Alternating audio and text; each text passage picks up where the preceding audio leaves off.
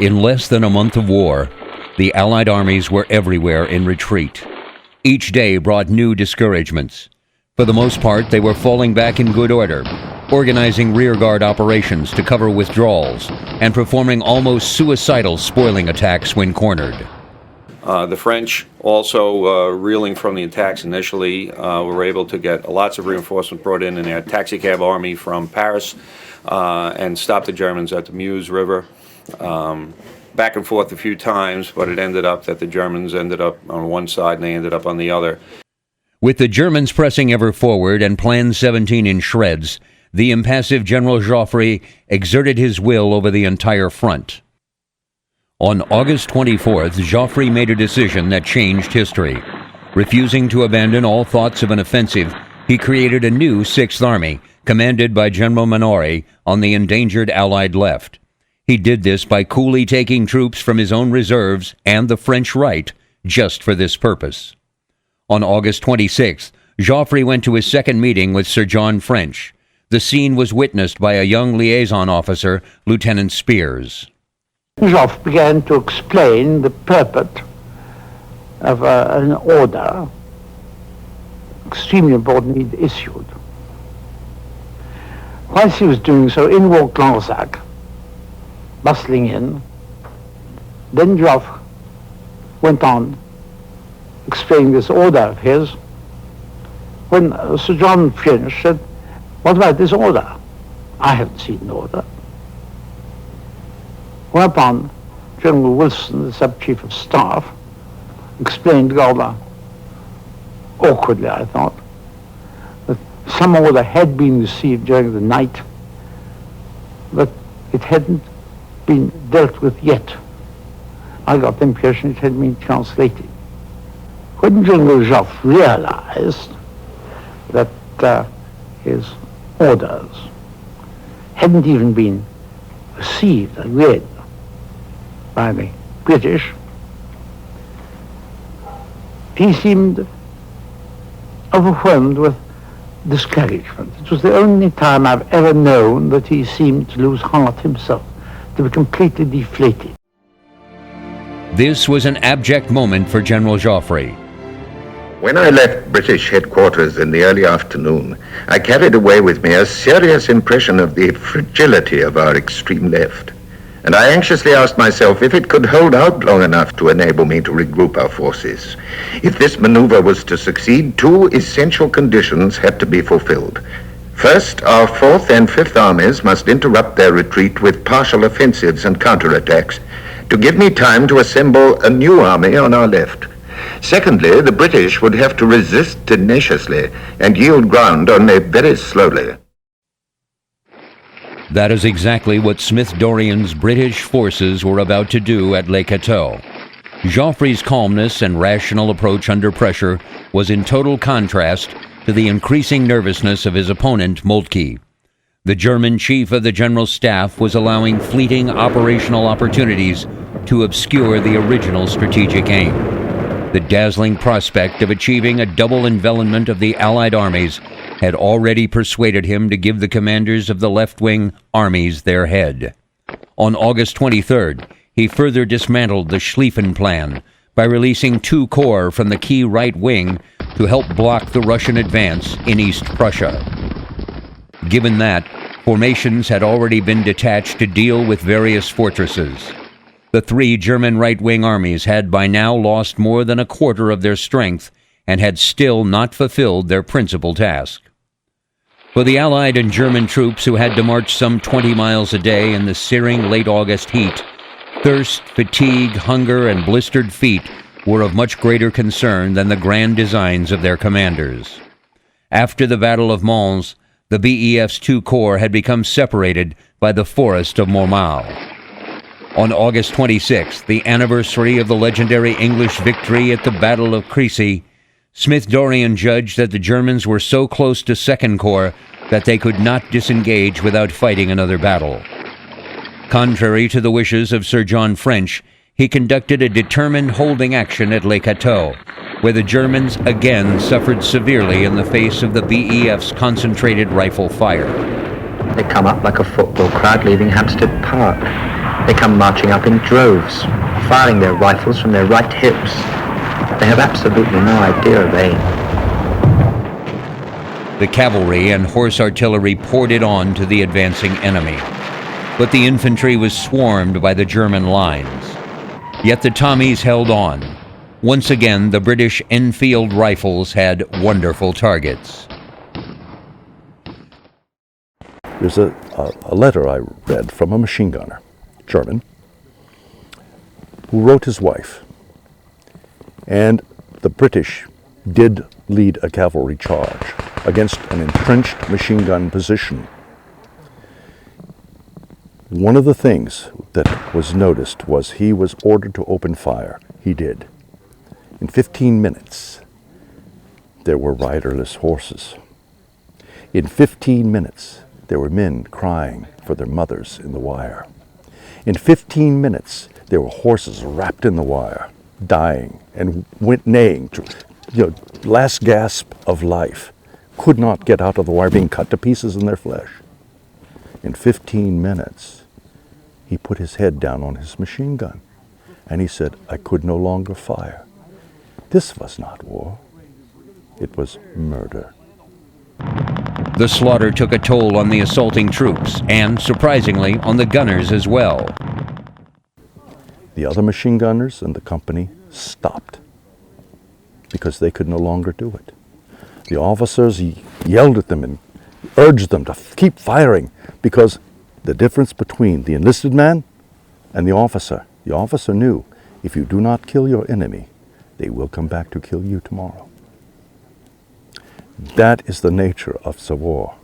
We'd hardly got our head covered before the ridge, about 3/4 of a mile away, was literally swarming with Germans in their field grey uniforms. And they advanced, and we received the order to rapid fire. It was probably 3/4 of a mile away, an extreme range for a rifle, but we rapid fired at 15 rounds a minute at these advancing Germans, and they broke up into smaller groups of probably 6 or 8, advancing through a cornfield where the corn was in stooks. As we rapid fired, they took cover behind these stooks of corn. The English infantry stiffened once again. The morning hours passed slowly as more and more Germans entered the fight. The last British reserves were thrown in to meet this new danger. We were in reserve. The brigade was formed up, and orders came that we were required on the left of the line. We would go fast.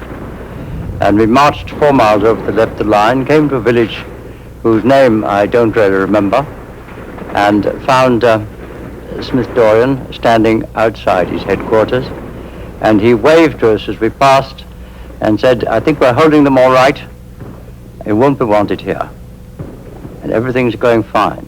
The exposed artillery batteries on the right flank lost heavily that morning. Men on the battle line, weary, suffering from the heat, began to drift away from the battle. It was time to go, if it could be managed. The biggest problem was to remove the guns. The limbers and the crews were smashed to pieces on the hillside. Dead horses and dead men were everywhere. The teams that were left dashed forward through jeering infantry. As they came within view of the enemy, they were struck by a hurricane of shrapnel and bullets from machine guns. But still they went on. The officer in charge of the teams was killed. One team shot down in a heap before the position was reached. But 2 guns of the 122nd Battery were carried out without mishap. A third was limbered up, but the horses went down instantly. The rest had to be left to the Germans. Incredibly, the 3 divisions of Smith-Dorrien Corps slipped away, and the Germans had no idea where they had gone. It was the British Army's first real battle, and the cost was considerable. 2nd Corps lost 7,182 officers and men and 38 guns. Now they were retreating again. Tired and dirty, but because of their timely stand, they were able to continue their retreat in relatively good order. We marched and marched day after day. We got very little food. I'd eaten my emergency rations at Cateau, which of course I shouldn't have done. We had a tin of bully beef, I'd eaten that as well, and we were all very, very hungry. We certainly did get a cup of tea occasionally, or a canteen of tea, and we marched through a forest which was very cold and dank. We were marching during the daytime, very big forest. It was very cold in this forest. On they marched over dust-covered roads through the heat of the day. On they marched 30 miles to the south and the banks of the Somme. I've seen infantry there with their feet bleeding. I've seen infantry with their boots off and puttees wrapped round them. I've seen men sobbing and turning round asking our officers, why the hell can't we fight? Why won't you let us fight? It was a hopeless sight. Footsore soldiers and terrified civilians in a single mass of humanity. And that hopelessness began to reach the Allied commander, Joffre.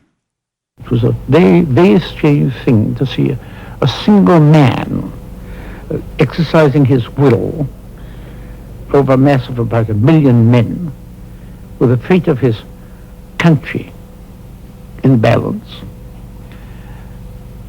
having to satisfy the political requirements of his own government, the British government, having to face a catastrophic situation and never getting rattled. Smith-Dorrien's strained relations with Sir John French deteriorated beyond repair after Le Cateau. Yet the standby Second Corps achieved its objective, for it not only led the Germans to overestimate British strength, but also deterred Kluck from immediate pursuit. Moreover, Kluck's mistaken conclusion that the BEF was falling back southwest rather than to the south gave the British formations an unexpected breathing space, permitting them to retreat comparatively unmolested over the next few days. The respite did not dispel Sir John's gloom. Feeling let down by the French and disheartened by the BEF's casualties, he now believed that he could only save the expeditionary force by taking it out of the Allied line of battle and retiring behind the Seine. It took the personal intervention of Kitchener in a hastily arranged visit to France on September 1st to prevent Sir John from following this course. But even with Kitchener's intervention and Joffre's cool demeanor, it still seemed that the only thing that could save the Allies in the West was a miracle.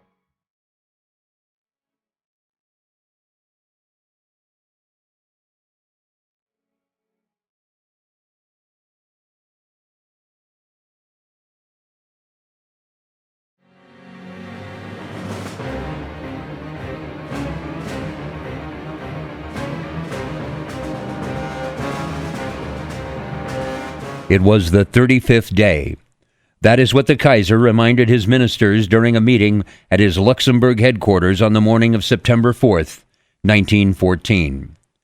It lay halfway between the 31st day since mobilization, when the map drawn by Schlieffen himself showed the German armies poised to begin their descent on Paris, and the 40th, when his calculations determined that there would have been a decisive battle. That battle's outcome was critical. Schlieffen had calculated that the deficiencies of the Russian railways would ensure that not until the 40th day would the Tsar's armies be assembled in sufficient strength to launch an offensive. After the BEF had escaped his clutches, General Kluck was freed from Bülow's direct command on August 27th and headed southwest towards Amiens. By August 28th, the BEF was less of a priority to him as he began to consider wheeling inwards, a move which might enable him to push General Lanrezac away from Paris and to roll up the French Fifth Army's left. At this juncture, General Joffre ordered an unenthusiastic Lanrezac to turn his face to the west and counterattack between Guise and Saint-Quentin. The Germans were surprised by the strength of the opposition against which they began to suffer heavy losses. Yet, on August 29th, the Guard Corps and the Hanoverians of 10th Corps advanced some 3 miles, and as evening approached were preparing to consolidate the ground they'd won. At that moment, the character of the battle was transformed by the courage of one man. The prestigious Guard Corps of the Second Army and the Hanoverians were assaulted at Guise by the French First Corps, commanded by the energetic Franchet d'Espèrey, Mounted on a chestnut charger, surrounded by his staff at the head of the regiments, Franchet d'Ypres ordered the colors unfurled and the bands to play. With banners flying, corps artillery thundering overhead, Desperate Frankie, as the British admiringly christened the French fire eater, led his red-trousered infantry into the attack. It was the last of the old-time pageants of war. And it worked. They threw the stunned Germans back. Without seeking Moltke's prior agreement, on August 30th, Kluck ordered the First Army to prematurely execute the wheel inwards. Instead of passing west of the French capital as planned, the First Army would pass northeast of it. This exposed Kluck's flank to attack by Manor's French Sixth Army, now positioned north of Paris. The straining Schlieffen plan broke down at last. With both events and his subordinates rapidly slipping beyond control, Moltke tamely gave his blessing to Kluck's maneuver. The glittering opportunity offered by Kluck's swerve inwards was not immediately appreciated by the Allies. One effect of the move was to bring Kluck back into contact with the BEF. A place called Villers-Cotterêts, which when the nearness of Paris began to penetrate our tiredness, and we noticed the kilometre stones at the side of the road. Gradually we were getting nearer and nearer to Paris. 25, 24, 23. We couldn't believe it was happening to us, but every step nearer to Paris, as witnessed by these kilometre stones, were another blow on the head, which increased our depression. And we mentally felt that should we reach zero, that is Paris itself, that as far as we were concerned, we'd have lost the war. Having retreated 200 miles, the BEF crossed the Marne on September 3rd, but aerial reconnaissance finally revealed the vulnerability of Kluck's left flank. On September 4th and 5th, von Moltke issued the orders that would set into motion the decisive battle the Schlieffen Plan envisioned. Von Moltke realized on the 4th that the enemy had eluded the enveloping attack of First and Second Armies and had succeeded in gaining contact with the defensive positions protecting Paris. First and Second Armies were therefore ordered to take a defensive position. Third Army was to advance towards the Upper Seine. The German Fourth and Fifth Armies were to attack to the southeast with the objective of opening a way for the Sixth and Seventh to complete the encirclement of the enemy. This was the opposite of what Schlieffen had intended. Joffre was quick to see this. When, on the afternoon that he decided on the Battle of the Marne, I've never seen, very few people have ever seen anybody with such a burden placed on his shoulders, with nobody to help, just weighing the pros and cons of this movement and that movement, what orders to issue. It lasted quite a long time, perhaps a couple of hours. And then he got up, his decision was taken. For 15 days, the Germans had been advancing on Paris. By September 4th, they were less than 20 miles from the city. But for the General Staff, hope was waning and time was running out. At French headquarters on September 4th, Joffre had issued General Instruction Number 6, which exactly anticipated Moltke's recognition of his predicament and proposed a means to exploit it. Accordingly, the French Sixth Army, at the outermost extremity, was to cross the Ourcq, a tributary of the Marne, and advance around the German flank, while the BEF, the Fifth Army, and Foch's Ninth Army were to make a fighting advance northward. Effective date of the order was September 6th. The Germans, not the French army, were to be the target of encirclement. What stood in the way of the conception of the order and the completion of the maneuver were water barriers, tributaries to the Marne that would define the coming battle. Those waterways would define the line of action, and that line would favor the Germans, along with the quick thinking by a commander on the spot at a critical moment. That man was General von Grenau, an artillery officer commanding 4th Reserve Corps. On the morning of September 5th, As Minory's 6th Army probed forward to take up an attacking position for the following day, von Grenault received a disquieting report from his cavalry scouts. The mounted patrols located advancing French troops all across the front. As 4th Reserve Corps was aligned at right angles to the waterway and to the rear of von Kluck's 1st Army, that meant that the enemy was maneuvering to take 1st Army in the flank and roll it up. Von Grenault's response was instantaneous and courageous. He decided to attack. As Minory's advance guard moved forward toward the Ouk in the mid-morning of September 5th, they were suddenly brought under fire by the Germans, who were occupying terrain supposedly empty. The French went to ground. As darkness fell, von Grenault wisely judged he had won the time necessary to save 1st Army from surprise attack, and carefully disengaged his troops. In the bright moonlight, the French followed, launching attacks against positions the Germans had already abandoned.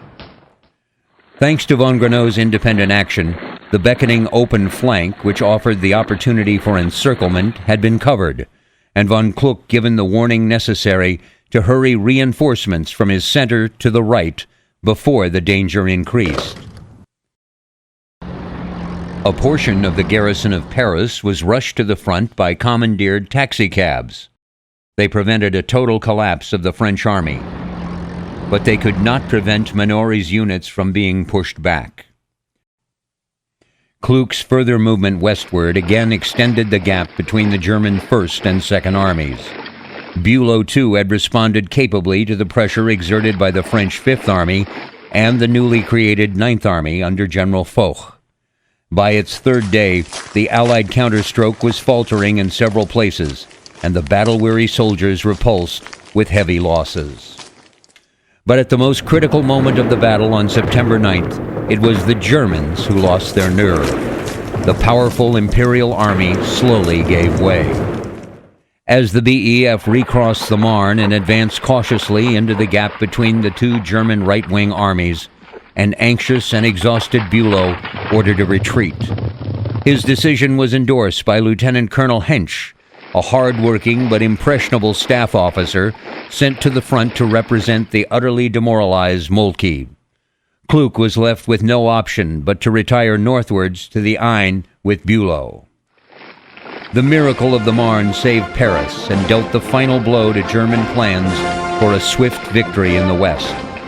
While the nerves of Moltke and Bülow had given way, the stolid Joffre had retained his grip, his reputation, and his authority as the savior of France, and would become unshakable in the following months. Moltke, on the other hand, did not survive long in office. On September 14th, General Erich von Falkenhayn was given control of operations. Although to preserve appearances and morale, Moltke kept his post in name only until November 3rd. However, if the Allies had gained a momentous strategic success on the Marne, they were still a very long way from defeating the German armies.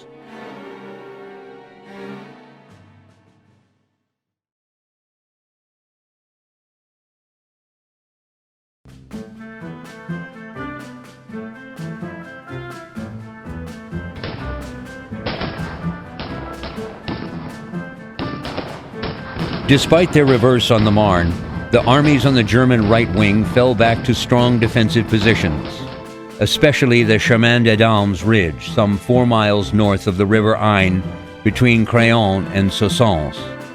This steep wooded ridge had a series of finger-like spurs extending down toward the Aisne. It was here on the BEF's line of advance that a significant gap remained between the German 1st and 2nd Armies. The gap was an inviting target for the Allies, but neither the BEF nor neighboring French formations could push on quickly enough to exploit the situation. I thought our movements very slow today, in view of the fact that the enemy is on the run. Too slow. Blown bridges, weary soldiers, overcautious commanders, and brave rearguard actions by German troops all combined to delay the Allied advance. The delays cost the Allies dearly. The fall of Maubeuge on September 7th released German troops for other tasks, and the 7th Reserve Corps, under General von Zuil, rushed to plug the gap on the German right. Following a march of 40 miles in 24 hours, during which a quarter of its infantry dropped out, leading elements of the Corps reached positions along the Chemin des Dames by 2 p.m. on September 13th, 2 hours before the vanguard of Haig's 1st Corps on the British right approached the crest. Though few recognized it at the time, this was one of the defining moments of the war. The stalemate of trench warfare had arrived on the Western Front. In front of this corps and for many miles on either side, affairs have reached a deadlock, and no decision seems possible in this area. With deadlock gripping the front from the Aisne eastward, each side tried to turn the other's open flank to the west and north, in what became known as the Race to the Sea. Menore's French 6th Army struck first astride the Oise on September 17th, but was blocked near Noyon by the German 9th Reserve Corps, moving down from Antwerp. 2 days later, another German corps, coming from Reims, stopped an advance over the Avre by de Castelnau's 2nd Army, itself brought from Lorraine to bolster the Allied left. Joffre formed a new 10th Army under General de Moreuil, which attempted to get around the German right flank further north, but subsequently struggled early in October to hold Arras against a thrust by 3 German corps. In late September, the French beat back repeated assaults at Verdun, although the German 5th Army under Crown Prince Wilhelm gained ground in the Argonne Forest, and a troublesome German salient was established on the western bank of the Meuse. At Saint-Mihiel, the Poilu held. Poilu is a term that literally means hairy or scruffy. It was a term of endearment that the French people had on the French soldier, the common guy, the dirty, gnarly, nasty foot soldier. It would seem sort of like a derogatory term to call someone basically a dirtbag, but they loved it. They considered it as a sort of grunt status, if you want to put it in U.S. terms, or dog face. You know, it's a rough, dirty, and ready to rumble type of name. With the end of this action, the shape which the Western Front would largely retain until 1918 was fast being molded. Worried about becoming enmeshed in the Aisne stalemate, Sir John French urged Joffre to allow the BEF to disengage and resume its former position on the Allied left. Tactically, the BEF, lacking heavy artillery but possessing effective cavalry, would be of greater value on the open left flank, while strategically, it seemed sensible to shorten its lines of communication with the Channel ports. Despite the problems which would arise from the passage of British divisions across French lines of communication, Joffre sanctioned the move. On October 1st, the BEF began a sidestep to the Flanders Plain, a region which would become one of the main fields of carnage for the remainder of the war. In the first 3 weeks of October, Smith-Dorrien's 2nd Corps pushed towards La Bassée. While to the north, Major General Pulteney's 3rd Corps advanced toward Lille. The Cavalry Corps, commanded by Lieutenant General Edmund Allenby on Pulteney's left, occupied Messines and Wichate, linking with the recently formed 4th Corps, which, after the surrender of Antwerp, was ordered to Ypres. The coordination of operations between Oise and the sea was entrusted by Joffre de Foch, who was appointed to head a new Northern Army group. There was no formal unity of command between the Allies, and Foch had no direct powers over the British and the Belgians. But in practice, his allies, whenever possible, acted upon his proposals rapidly and without friction at this stage of the war. Such cooperation was essential, for Falkenhayn was currently displaying a deft strategic touch, using railways cleverly to gain a vital edge in redeploying and reinforcing his armies. With the Germans setting the pace, the Allies were at a greater risk of being outflanked in late October and early November. The German 6th Army, which had moved across the front from Lorraine, strove to dislodge the Allies from their positions at La Bassée and Menin. A reconstituted 4th Army under Duke Albrecht von Württemberg closed in on Ypres. The latter formation included 4 new reserve corps, with a large proportion of highly motivated young volunteers from universities and technical colleges, who, although hurriedly trained, offered Falkenhayn a potentially decisive advantage as he sought to outflank the Allied left and drive down the Channel coast.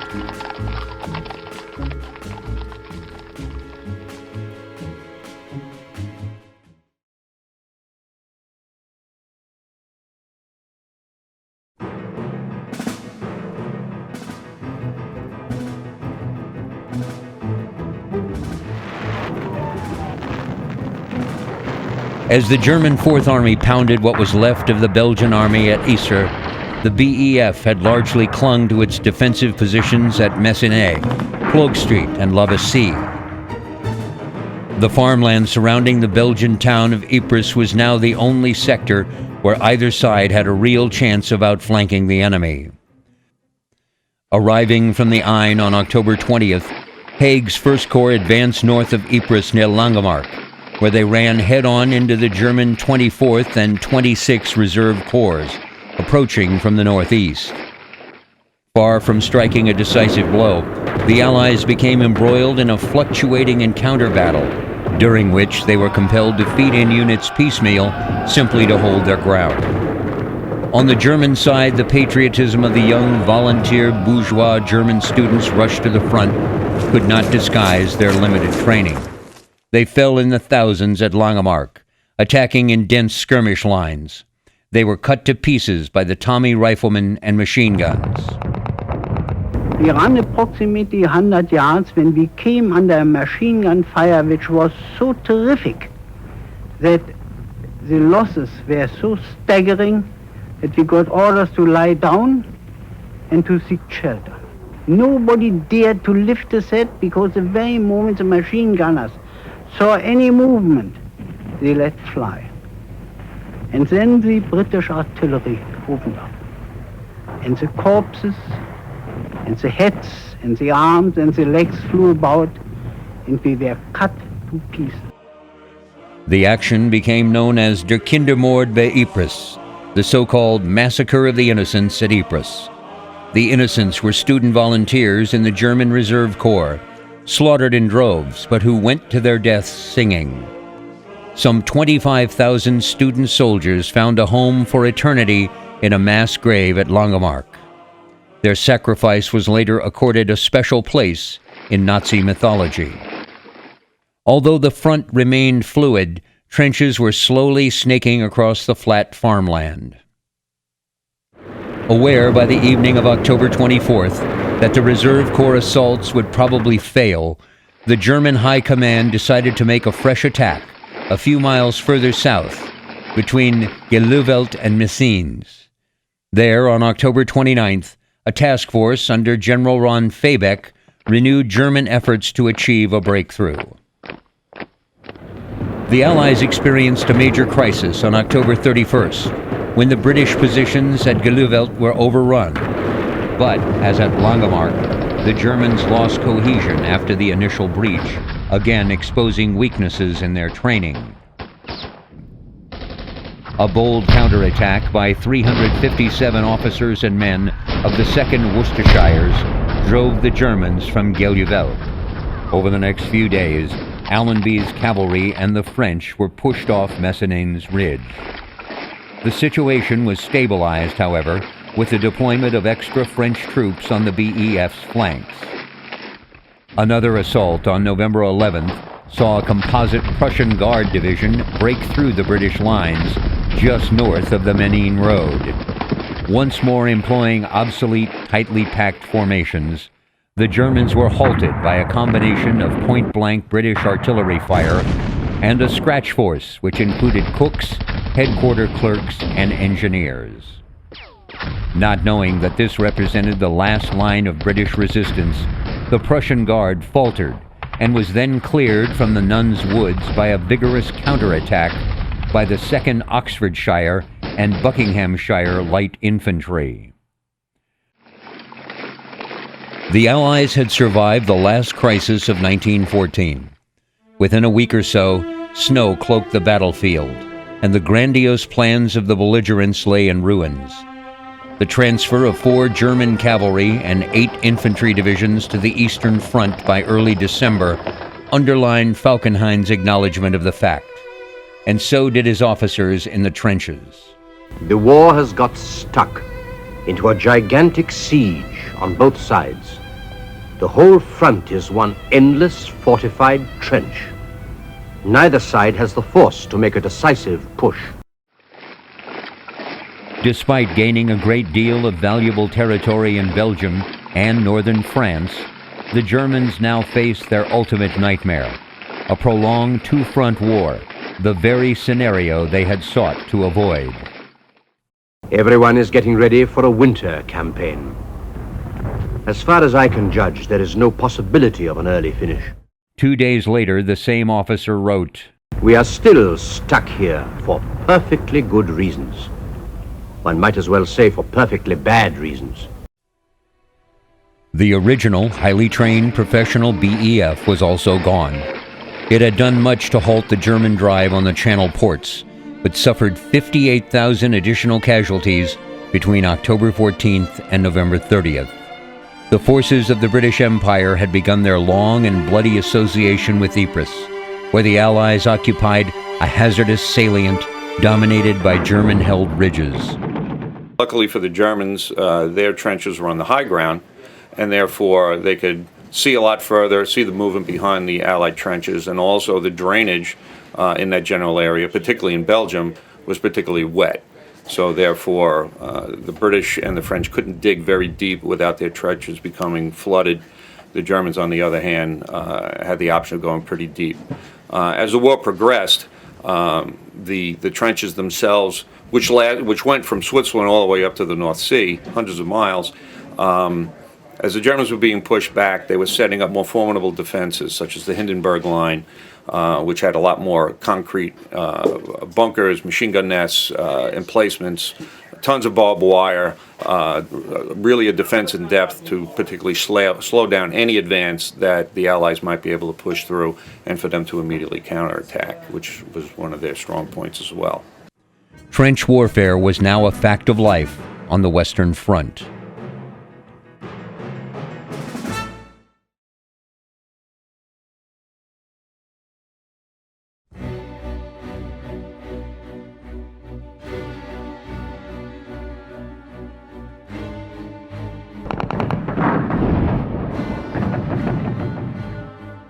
Diabolical though they often were, trench systems came into existence for good, practical, and tactical reasons.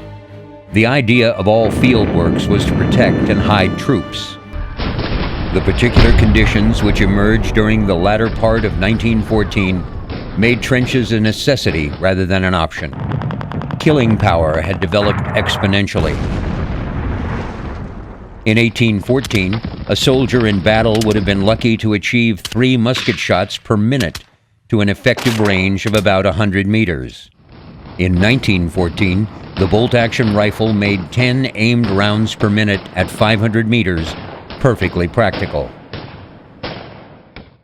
In 1814, field guns could not usually be fired more than once a minute, generally used solid shot, and few were of much effect beyond 1,000 meters. By 1914, quick-fire breech-loading field guns were routinely throwing air-bursting shrapnel rounds more than 10 times a minute out to more than 5,000 meters. At the same time, the number of men and weapons had vastly increased. The German army had seen the greatest expansion, being 10 times the size of the Prussian army of the Napoleonic period. But all armies had grown several-fold. By 1914, rapid movements were channeled by timetables and rail tracks, while telegraphs, telephones, and balloons gave warning of a foe's approach. Moreover, on the Western Front, the forces of the Entente and Central Powers were too finely balanced to allow for immediate victory. The alternatives in late 1914 were stark: dig in and accept heavy casualties, or stay on the surface indefinitely and be annihilated. As one Canadian wrote, they had to hide in the mud of the trenches to escape German bullets. It was a choice of mud or death.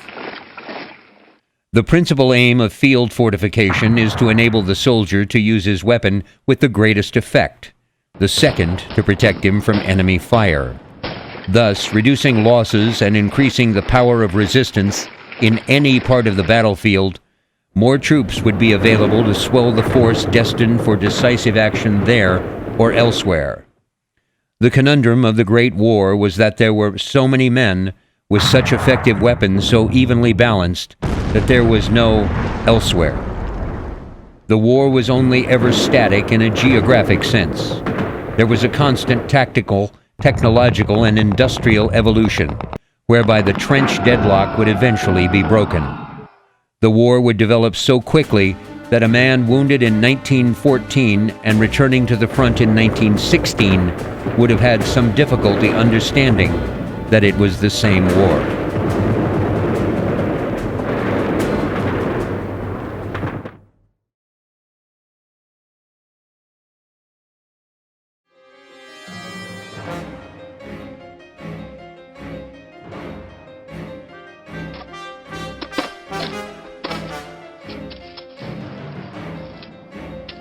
The infantry were universally supplied with entrenching tools to provide their own cover.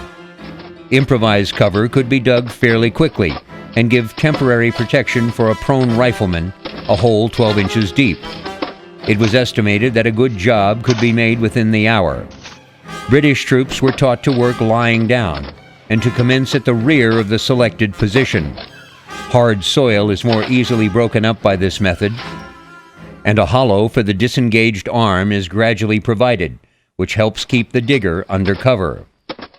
Kneeling cover could be made by linking individual scrapes together, but was better done on pre-planned lines, using reliefs of troops in a systematic manner. According to the manual, a 3-foot fire trench of adequate dimension to cover its diggers could be created in 100 minutes. A standing fire trench would require upwards of 5 hours and was likely to require 2 shifts. Sandbags and barbed wire were in very limited supply in 1914, and brushwood, sacks, sod, and timber revetments were all used. French manuals placed particular emphasis on making fascines and gabions from natural materials. Yet their trenches soon acquired a reputation for slovenliness and poor construction. Bodies were actually buried in the floor of the trenches, thereby making them shallower as the casualties mounted. The French attitude to the trench building was in part born of an unwillingness to admit a permanent enemy presence on their homeland and the desire to go on the offensive.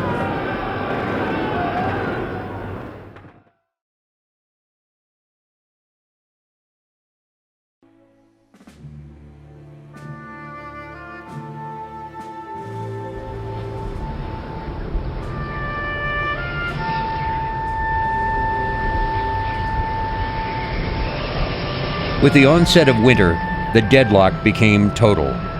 Continuous trench lines now extended from the Belgian coast to the Swiss frontier. The Germans had not yet constructed the formidable defensive systems which, for most of the war, their overall strategy in the West would dictate. Believing in late 1914 that the building of a second position might weaken the resolve of the troops in the front defenses, the Germans depended at first on a single line. This line was to be held at all costs. However, during the winter, they revised this policy, adding depth to these defenses with concrete machine gun posts 1,000 yards to the rear of the front line.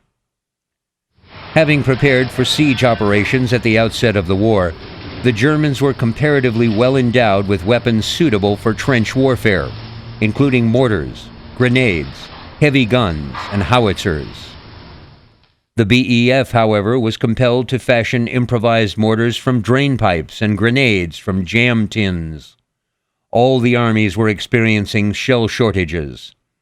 Falkenhayn later stated that the failure of just one ammunition train that winter threatened to render whole sections of the front defenseless. The French, requiring 50,000 rounds of 75mm ammunition daily, were producing only 11,000 rounds per day in mid-November 1914, while by January, Some British 18-pounder guns were restricted to firing just 4 rounds a day. Casualty rates in 1914 hit the BEF particularly hard. As a small professional volunteer force, it could ill afford the loss of 3,627 officers and 86,237 men between August and December 1914. In Britain, Kitchener, who foresaw a long and costly war, had begun a vast expansion of Britain's military forces. He formed a series of new armies, each of which duplicated the 6 divisions of the original BEF. More than 1,186,000 volunteers enlisted in the first 5 months, but they would take time to train. Meanwhile, the British soldiers at the front were struggling to hold the line.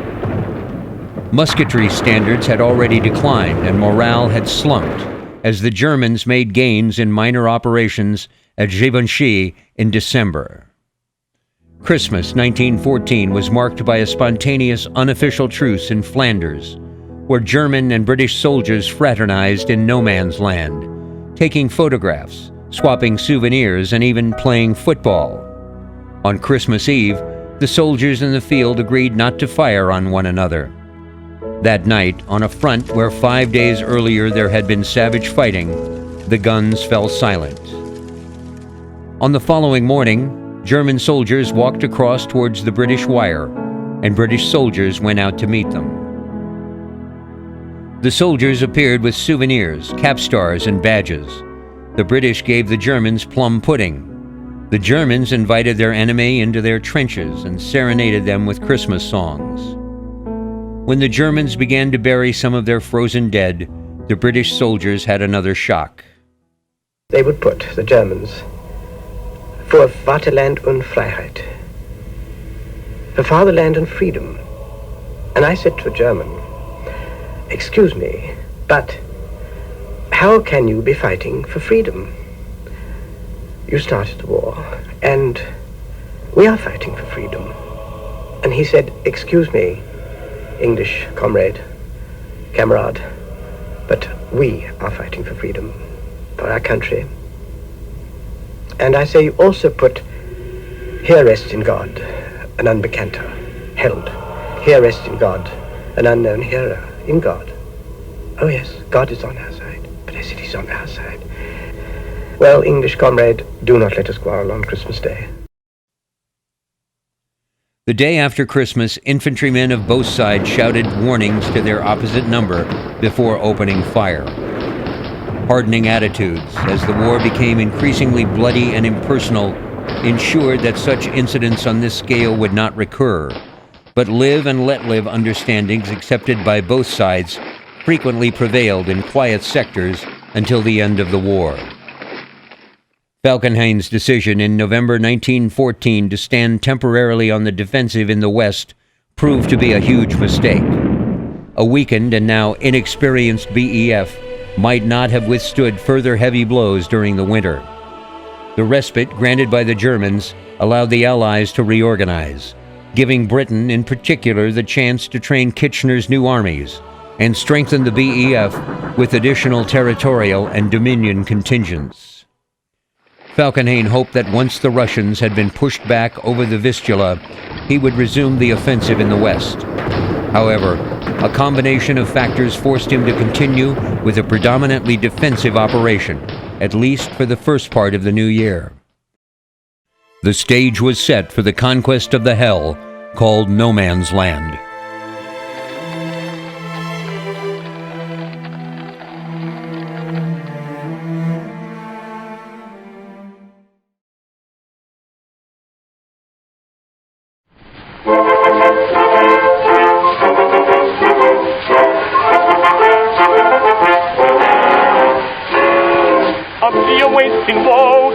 Up the horizon such, using the kind of language that makes the sergeant blush. Oh, wouldn't join the army, that's what we all inquire. Don't we pity the poor civilians sitting around the fire?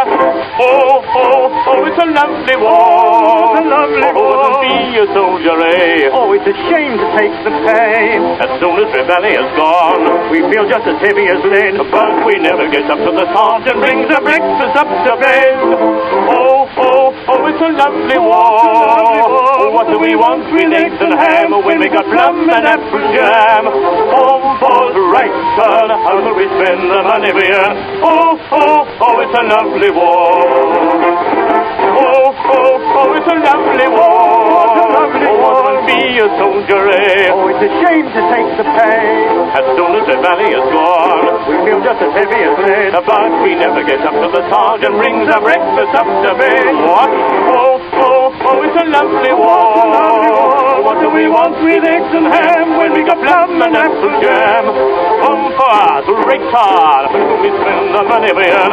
Oh, oh, oh, it's a lovely war.